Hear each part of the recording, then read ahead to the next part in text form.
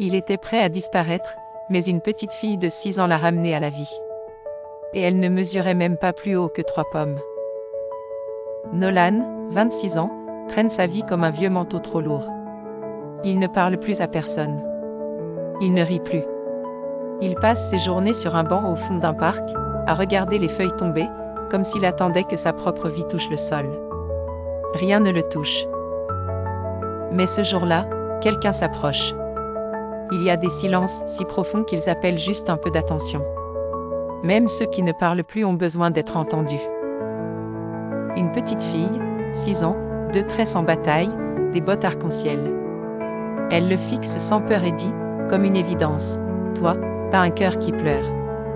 Viens jouer. » Il croit à une blague. Elle insiste. Elle saute, chante, tourne autour de lui. Il ne bouge pas. Mais le lendemain, elle revient. Et le surlendemain. Toujours à la même heure. Toujours pour lui. Parfois, il suffit d'une seule personne pour briser une solitude installée depuis des années. Peu à peu, elle casse la glace. Elle l'oblige à rire. Elle lui parle comme à un super-héros en retraite. Elle l'appelle « Capitaine Chagrin » et lui dit qu'elle va le guérir. Et Nolan commence à y croire. Il revient chaque jour, à l'heure précise, la joie ne meurt jamais. Elle dort. Et parfois, un enfant suffit à la réveiller. Mais une question grandit en lui, pourquoi une si petite fille passe-t-elle autant de temps seule, ici, avec lui? Un matin, elle ne vient pas. Nolan attend. 1 heure. 2 heures. 3 jours. Plus rien. Plus Mila. Le banc est vide. Le parc est froid. Alors, il demande. Et une vieille dame répond, la petite au manteau rouge? Elle venait de l'hôpital, avec une infirmière. Elle est très malade. Ce qu'on prend pour acquis peut disparaître en un instant. Apprécie chaque présence tant qu'elle est là. Le sol se dérobe. Nolan court à l'hôpital.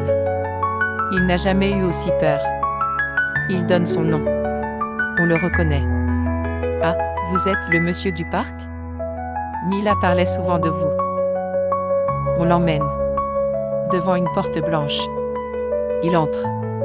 Elle dort. Une peluche dans les bras. Un sourire léger sur les lèvres. Sur la table, un dessin. C'est lui, avec une cape. Et un cœur en or. Les cœurs les plus lumineux sont souvent ceux qui portent les douleurs les plus silencieuses. Nolan ne pleure pas. Il lui prend la main et lui dit merci. Merci de lui avoir rendu son âme d'enfant. Ce jour-là, il prend une décision, il reviendra. Pour elle. Pour d'autres. Il devient bénévole, conteur, grand frère d'un monde fragile. Et chaque fois qu'il fait rire un enfant, il entend au fond de lui une voix douce chuchoter. Tu vois? Jouer, ça soigne le cœur.